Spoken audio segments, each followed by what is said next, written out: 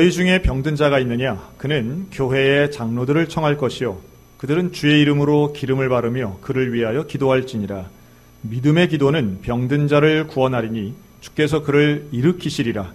혹시 죄를 범하였을지라도 사하심을 받으리라. 그러므로 너희 죄를 서로 고백하며 병이 낫기를 위하여 서로 기도하라. 의인의 간구는 역사하는 힘이 큼이니라. 오늘은 회복의 은혜를 구하는 사람들 첫 번째 시간으로 중생의 복음이란 제목으로 말씀을 나눕니다. 오늘은 교회 교육주일입니다. 매년 여름이 되면 교육기관들이 수련회와 성경학교를 통해 우리의 다음 세대들을 집중적으로 가르치고 일생에 참 중요한 시간이 되기 위해서 투자하고 준비하고 노력합니다. 시대의 흐름에 따라 저출산과 또한 교회의 여러 가지 침체적인 상황들 때문에 수련회와 성경학교를 못하는 교회들도 참 많아지지만 그것은 뒤집어 생각하면 그렇기 때문에 더 소중하고 이러한 기간들이 더 중요하다라고 말씀드릴 수 있습니다. 올해 우리 교단은 이번 여름 교육의 주제로 회복의 은혜를 구하는 사람들이라고 정했습니다. 이것은 작년에 중생의 복음, 작년에 중생이 우리에게 주제였다면 올해는 사중복음의 두 번째 신유를 가지고 사람들을 가르치는 겁니다. 근데 그 신유를 이렇게 해석을 한 거예요. 회복의 은혜. 우리가 이 회복이라고 하는 것은 이전에 온전한 상태로 돌아간다 이런 뜻이 있는데 건강, 육체의 건강도 영적인 건강도 마치 하나님의 형상을 따라 지음받은 사람이 죄를 지음으로 하나님과 분리된 것 이것이 회복되는 게 이제 영적인 신유다 이렇게 볼 수 있겠고요. 건강을 잃어서 병약해진 사람이 하나님의 은혜로 건강을 회복하고 또 병들지 않고 날마다 강건하게 살아가는 것도 역시 신유의 은혜인데 이걸 조금 더 확장시켜서 관계와 사회와 역사 속의 신유를 실천하는 내용을 가지고 이번 한 달 동안 우리가 다뤄보려고 합니다. 먼저 오늘 본문을 보면 우리를 회복시키는 온전한 방법 하나를 소개합니다. 한번 따라 하실까요? 기도를 통해 회복됩니다. 네. 병든 자, 아픈 자, 고난당한 자에게 야고보서는 우리에게 이렇게 가르칩니다. 기도하라라고 가르칩니다. 기도를 통해서 병도 고침받게 될 줄로 믿습니다. 기도를 통해 고난도 극복되고 환난도 이겨내고 어려움도 견뎌낼 수 있다라고 하는 것입니다. 상황이 변화될 수 있고요. 내 자신이 강력해질 수도 있습니다. 모든 것이 하나님의 은혜를 받아 하나님과 동행하며 걸어가는 우리에게 주시는 특별한 은혜라고 하는 것이죠. 오늘 고통과 환난 가운데 있어서 외롭고 힘든 분들이 오늘 이 자리에 오셨다면 하나님의 은혜로 회복되는 역사가 있기를 주님의 이름으로 축원합니다. 저는 어릴 때 제가 다녔던 교회에는 소위 말해 기도 권사님들이 계셨습니다. 기도 권사님은 늘 교회에 와 계시는 분들이죠. 그래서 밤에도 교회에서 자는 거 반 기도하는 거 반 이렇게 지내시는 분들입니다. 주일 예배 같은 경우는 1부, 2부, 3부를 그냥 자기 자리에서 꼬박 앉아서 예배 드리시는 그런 할머니들이셨습니다. 이분들이 기도하면 얼마나 신령하고 얼마나 오랫동안 기도하시는지 물론 교회 와서 목사님에게도 안수기도 받지만 그 권사님을 찾아와서 기도받는 분들이 있었어요. 허리가 아프다, 무릎이 아프다 이러면 와서 이제 기도받는 거죠. 그럼 그렇게 기도받은 분들 중에 병이 난 분이 있을까요, 없을까요? 있는 거예요. 그러니까 원래 또 좋은 소문 또 금방 퍼지잖아요. 그래서 기도받으러 오시는 겁니다. 근데 그래서 저도 이제 어린 마음에 궁금하기도 하고 어떻게 기도하길래 병이 낫지? 하고서 이렇게 이제 뒤에 가서 들어보는 겁니다. 몇 분들은 이제 이북에서 오신 권사님들이었습니다. 근데 기도하는데 보면 이제 집사님들이 아유 권사님 저를 위해서 좀 기도해 주세요. 나 허리가 너무 아파요. 그러면 이 할머니 기도 권사님이 뭐라고 기도하느냐 하면 아유 아바의 날래 고쳐주시라요. 만져주시라요. 잘 봐주시라요. 잘 기도가 뭐랄까 이 장로님들이 대표 기도하는 어떤 멋있는 문장하고는 완전히 거리감이 있는 제가 뒤에서 듣다 쿡 하고 한번 웃은 적도 있습니다. 기도를 저렇게 하지? 기도는 뭔가 천지창조 하나님 찾고 뭔가 좀 그럴듯하게 해야 되는 거 아닌가. 어린 나이지만 그런 생각을 했던 거죠. 우리 중등부 예배도 저런 식으로 기도하면 애들이 놀릴 것 같은데 이 할머니 기도 권사님의 기도는 말 그대로 어린아이 같은 기도였어요.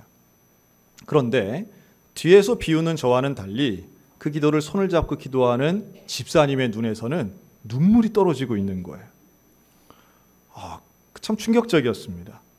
저런 기도 왜 울지? 이런 생각이 들지만 기도받는 그분은 사실은 아픈 허리는 처음에 그것 때문에 기도받았을지 모르지만 나가실 때는 이미 그 마음에 치유를 받고 나가시는 표정들이었어요. 지금 돌이켜 생각해 보면 그분들은 그 이후에도 뭐 허리 아프고 무릎 아픈 게 그냥 계속 뭐 또 기도받고 이런 일들이 반복됐지만 중요한 건 기도를 통해서 우리가 회복이 될 수 있구나라고 하는 생각을 했던 기억이 있습니다. 우리의 기도는 하나님의 약속을 기반합니다. 하나님은 분명히 약속하셨어요. 너희 중에 병든 자가 있느냐? 너희 중에 고난당하는 자가 있느냐? 기도할 것이라. 즐거워하는 자는 찬송하고 고난당하는 자는 기도하라고 말씀합니다. 그러면 하나님이 그 기도를 들어주신다는 것이 이미 전제되어 있다고 봅니다. 하나님이 들으시는 그 기도를 통하여 우리 모두 가운데 놀라운 은혜가 있기를 주의 이름으로 축원합니다. 그래서 이 기도할 수 있는 고난의 때를 기도의 기회로 삼는 것은 참 중요하다고 생각이 듭니다. 그게 우리 자녀들 같은 경우에 자녀에게 기도를 가르친다라고 할 때 여러분 기도는 책으로 가르치는 게 아닙니다. 기도는 강의로 가르치는 것이 아니라 기도는 모범으로 가르치는 것입니다. 우리의 현실의 삶 가운데 어머니가 이때 기도했지. 일상에서 기도하셨지. 기도의 모습, 기도의 본을 보여주면 우리의 자녀들은 가장 어려운 그 순간 어머니의 기도를 떠올리게 될 것이라는 거예요. 가장 훌륭한 부모가 누구일까라고 하면 그러한 신앙의 본을 보여주는 부모라고 저는 생각이 듭니다. 저희 장모님은 평안도 분이십니다. 지난주에 한번 말씀드렸죠. 그런데 한국전쟁 전에 이제 남한으로 오신 거예요. 가족들과 함께 오셔서는 이제 교회를 다니십니다. 아주 유명한 교회 있습니다. 북한 분들이, 이북 분들이 많이 모여서 세운 아주 유명한 교회 있습니다. 그 교회에서 신앙생활을 하시고 또 신앙생활을 하시면서 젊은 나이였기 때문에 정말 소명을 받아서 신학까지도 공부하셨어요. 그래서 평생을 하나님의 여정으로 살겠노라고 작정하셨다가 우리 장인어른을 만나는 바람에 이제 결혼하시고 자녀들을 낳게 됩니다. 그런데 지금 이제 장모님이 많이 쇠약하시고 연로하셔서 못 나가시지만 우리 장모님의 일생은 기도의 일생이셨어요. 그래서 새벽 기도를 빠지지 않고 나가시는 거예요. 어디를 가든 뭐 이사를 하더라도 그 지역에서 새벽 기도를 늘 나가시는 겁니다. 그런데 새벽 기도를 가실 때마다 우리 장모님이 하신 이 장순균 권사님은 뭘 하셨느냐 하면 자녀들의 머리에 손을 얹고 축복 기도를 하고 새벽 기도를 가시는 거예요.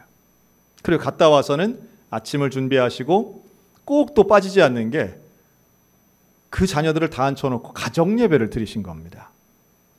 자, 제가 질문 하나 드릴까요? 초등학교 6학년 여학생이 아침에 학교를 가기 위해선 머리를 감고 뭐 옷도 챙기고 해야 되는데 그 시간에 가정 예배를 드리는데 형제들도 많은 거예요. 형제들도 많은 그 바쁜 시간에 가정 예배를 드리자라고 하면 초등학교 6학년 여학생은 그게 기쁘고 감사하고 감격스러웠을까요? 지겹고 재미없고 불평스러웠을까요? 이건 뭐 도대체 우리 엄마는 정말 고집불통이고 이걸 왜 하나, 재미없는 이걸 왜 하나, 이 바쁜 시간에 이거를 도대체 왜 하나, 그런 생각을 온 형제가 다 가진 거예요.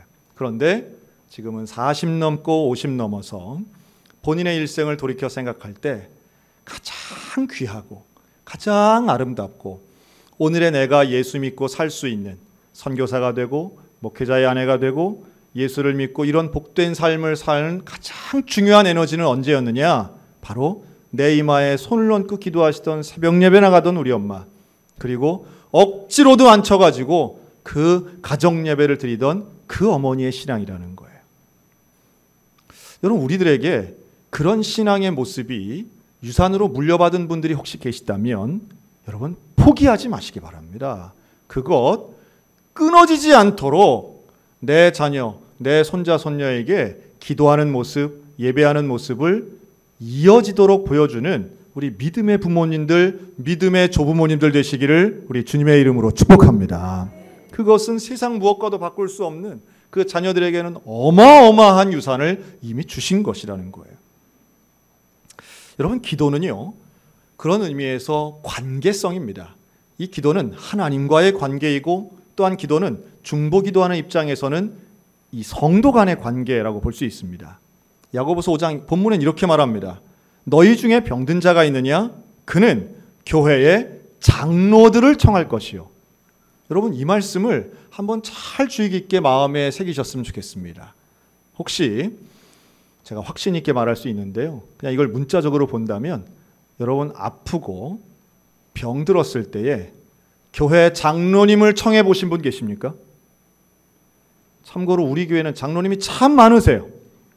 참 많으신데 전화해가지고 장로님, 내가 너무 아파요. 장로님, 내가 수술 받아야 돼요. 장로님, 내가 힘들어요. 우리 집에 좀 오세요. 이렇게 청해 보신 적 있으시냐는 거예요. 여러분, 성경에 써 있는데 왜 안 하십니까?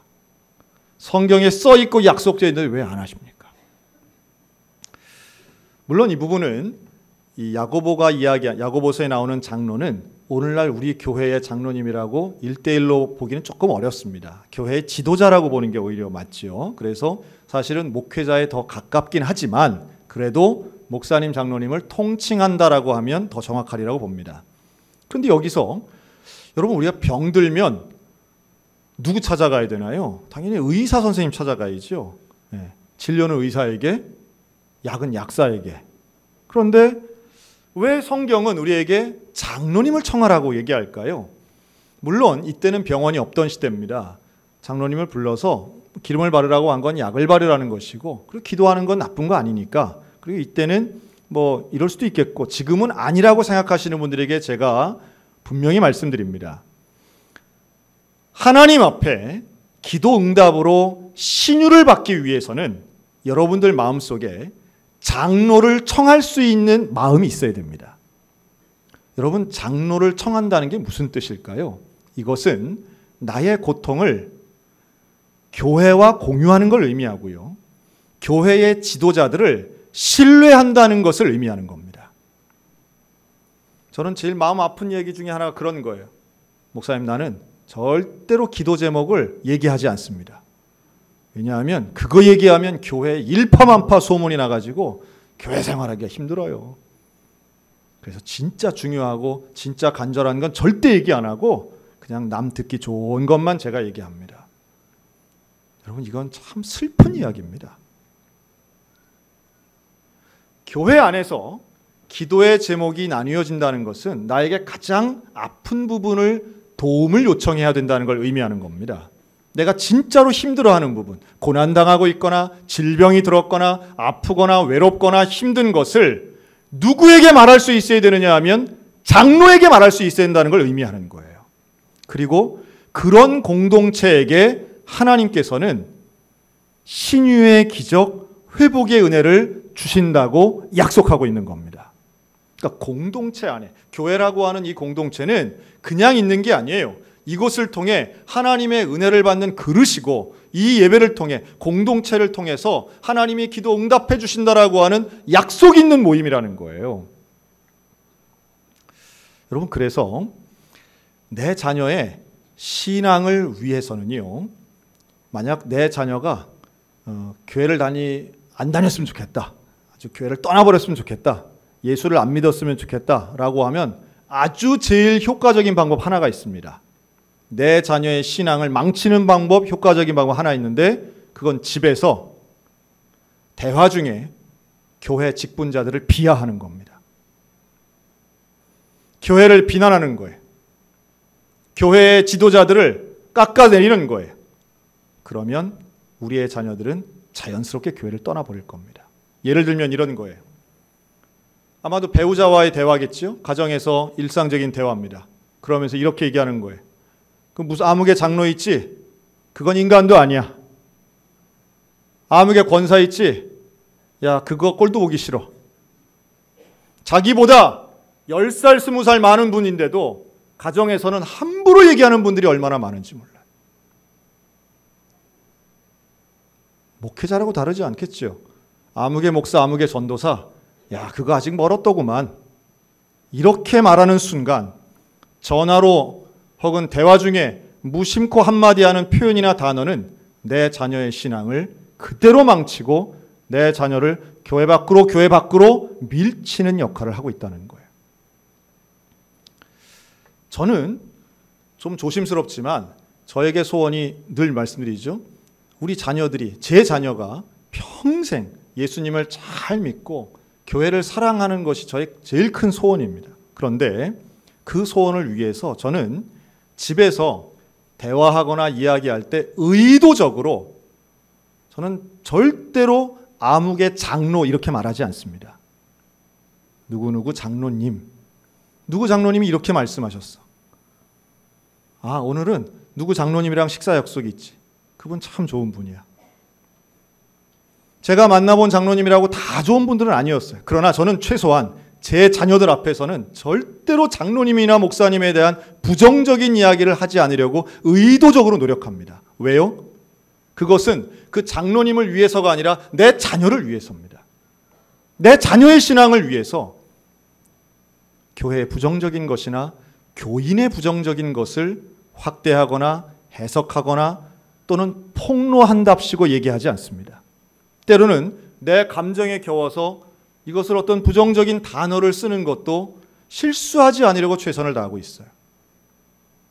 여러분, 부지불식간에 우리의 입술로 마치 그게 무슨 내가 그분보다 높은 것인 양 되는 것처럼 함부로 말씀하시는 분들 간곡히 부탁드립니다.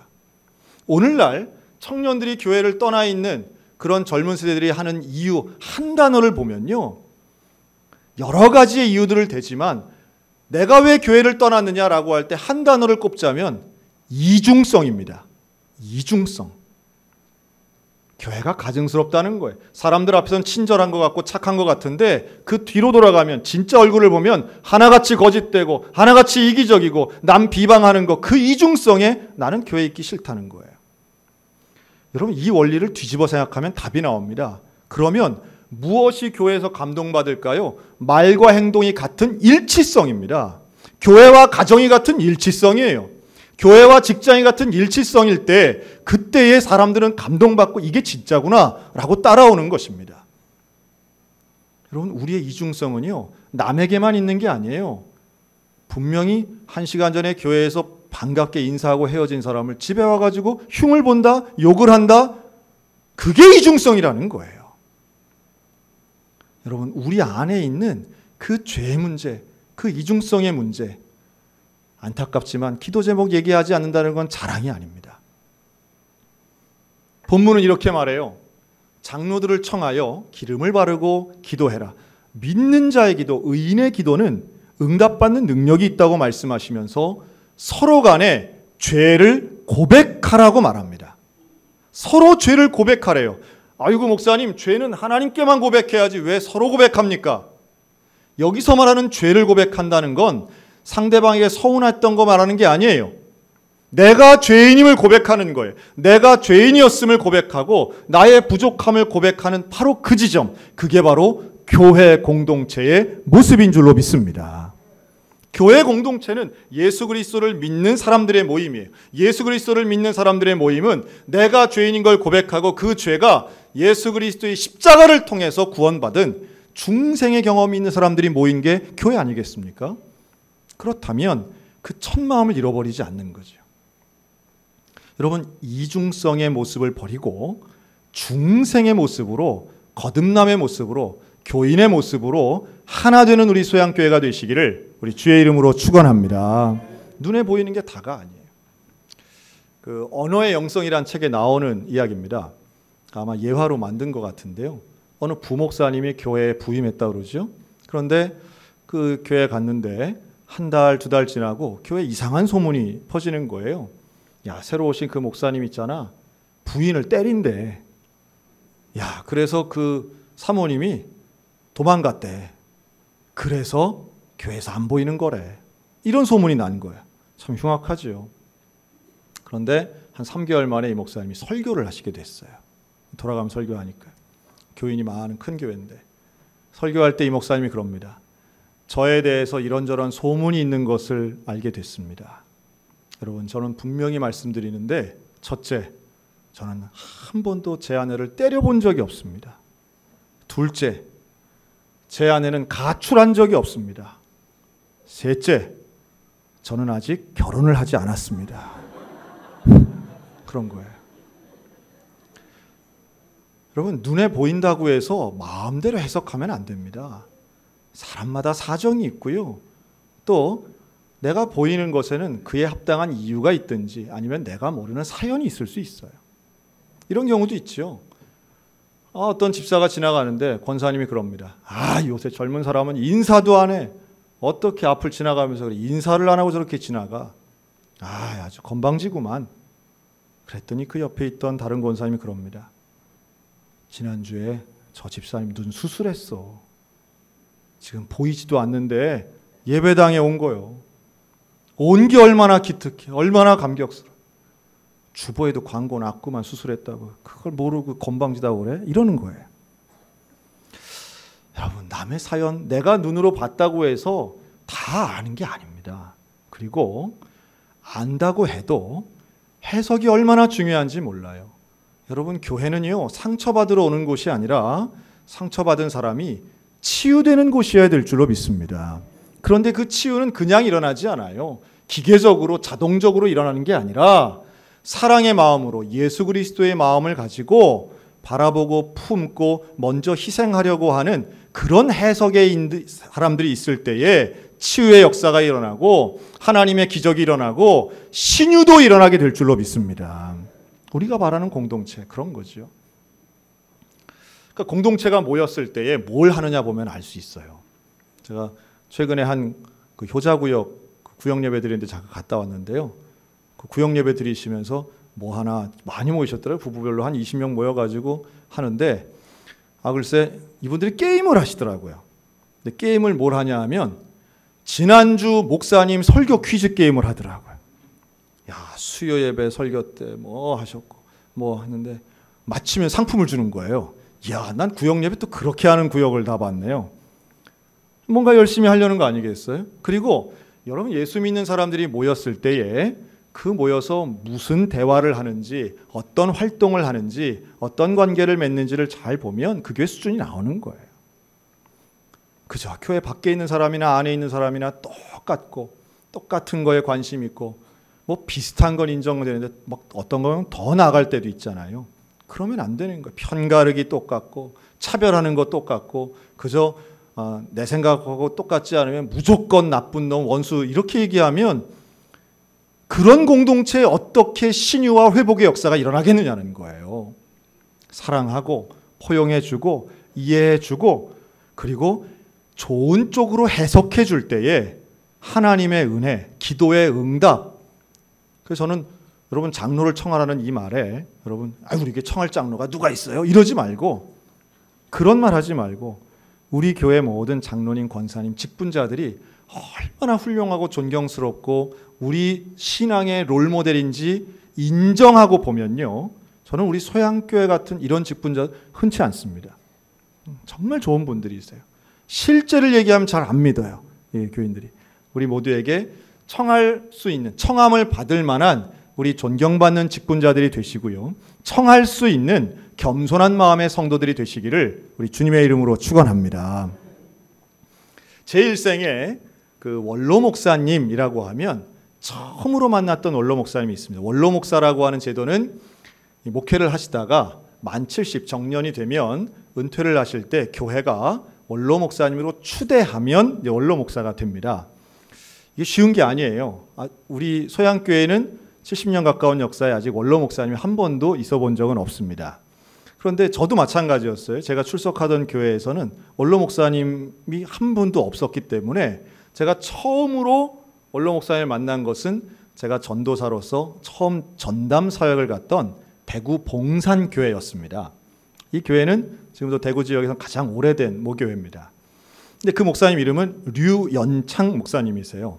그러니까 제가 뭐 전도사로 갔는데 그때 이미 원로 목사님이니까 저하고 나이 차이가 많이 나는 거죠. 근데 이 목사님은 별명이 하나 있었습니다. 별명이 빨갱이 목사였어요. 왜 빨갱이냐 하면 이분이 소위 말하는 진보 목사님이었기 때문에 그랬습니다. 실제로 80년대에 이 최루탄 가스 있고 막 그 데모할 때 실제로 맨 앞에 나가셔서 데모하시고요. 설교만 하시면 당시 이제 군사 정권이었던 그 정권을 막 비방하고 비판하는 설교를 아주 거리낌 없이 하셨던 분입니다. 근데 그분이 대구 시내 한복판에 있는 제일 오래된 성결교회의 담임 목사님이셨던 거예요. 참고로 그 교회는 봉산교회는 공무원이 많고 특별히 선생님들이 많았던 교회입니다. 그래서 제가 그 청소년 부서를 맡았을 때는요, 청소년 부서 교사 20명 중에 그 아주머니 3명하고 대학생 1명 뺀 16명이 전원 현직 교사였던 적도 있습니다. 근데 그런 교회예요. 여러분, 교사나 공무원은 진보적일까요? 보수적일까요? 보수적이죠. 그리고 대구는 아주 보수적 성향의 그런 도시입니다. 그럼 제가 궁금하더라고요. 어떻게 이런 지역, 이런 교회에서 어떤 이런 진보적인 목사님이 은퇴를 하실 수 있었을까? 그러면서 제가 이제 본 거죠. 그 류현창 목사님은 그 대구 봉산교회 가시기 전에는 광주광역시에 있는 신광성결교회에서 심우하셨습니다. 70년대 후반에요. 그러다가 1980년을 맞이하십니다. 여러분, 1980년 광주에는 우리 민족사에 참 가슴 아픈 사건이 있었죠. 광주 민주화 운동이 있었던 때입니다. 그런데 그때 류현창 목사님에게는 아들이 2명이 있었는데요. 이 큰아들 류동운, 큰아들이 한신대학교 신학과 2학년이던 때였습니다. 79학번이었습니다. 그런데 이 아들이 방학이 아닌데 이 5월 달에 집으로 온 거예요. 와서는 아버지에게 말합니다. 아버지, 나 오늘부터 도청에 가서 시민군과 합류하겠습니다. 그때 이 아버지가 무슨 말이냐, 안 된다. 너 안 된다. 거기 가면 위험하다. 갈 수 없다. 그때 이 유동훈 아들은 아버지 평생토록 설교를 내 앞에서 했는데 아버지는 언제나 정의를 위해 희생하라고 설교하지 않으셨습니까? 예수님의 십자가는 인류를 구원하고 사랑하고 그리고 하나님의 공의를 세우는 십자가라고 가르치지 않았습니까? 왜 다른 사람에게는 그런 걸 가르치면서 왜 아들은 안 된다고 합니까? 그리고 아버지의 손을 뿌리치고 5월 25일 도청으로 갑니다. 그리고 아버지와 헤어진 지 이틀 만인 5월 27일 계엄군에 총을 맞고 사망하게 됩니다. 이 큰아들의 죽음은 아버지 류현창 목사님의 인생에 큰 전환점이 됐습니다.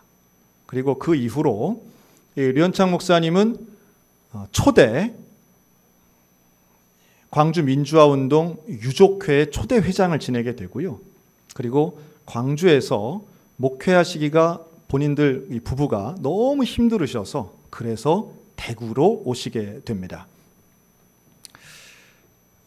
이 목사님의 설교집을 보면 이런 내용이 나옵니다. 부활절 설교 때 이 목사님이 이런 설교를 하시는데요. 나는 예수님의 부활에 대해 설교하면서 나는 예수님의 부활을 잘 알고 있고 잘 믿고 있고 잘 가르치고 있다고 생각했다. 그런데 그 부활은 아들을 인류를 위해서 내어주시고 그 아들이 죽은 것에 대해 십자가에 달려 죽는 아들의 모습을 보는 하나님이 계시다는 사실을 나는 내 아들을 땅에 묻고 장례를 마치고 돌아오며 나는 그걸 깨달았다. 여러분, 그 목사님은요, 그 이후에 광주와 대구를 하나로 만드는 것에 애를 쓰시고 그리고 아들을 죽였다 생각되는 그 정권을 향해서 정말 칼날 같은 설교를 날리십니다. 자, 문제는 이때부터지요. 목사님에 대해서는 그런 개인사를 배경으로 하면 이해가 되는 면이 분명히 있는데요. 당시에 교회로서는 그런 목사님의 설교를 받아들이기가 쉽지 않았다는 거예요. 더더군다나 역사가 오래된 보수적 교회, 전통적인 교회에서 이런 진보적 목사님의 설교를 받아들이거나 그 예배의 자리에 앉아있는 게 불편한 분들이 참 많았다는 거죠. 그래서 교인들 중에 야, 빨갱이 목사가 왔네. 야, 저 빨갱이 목사 안 되겠다. 쫓아내야 되겠다. 여러분, 그런데요, 그 봉산교회는 장로님들이 계세요. 오래된 교회니까요. 그 장로님들 다 교수님, 선생님 출신이어서 하나같이 정말 보수적 개념의 애국자분들입니다.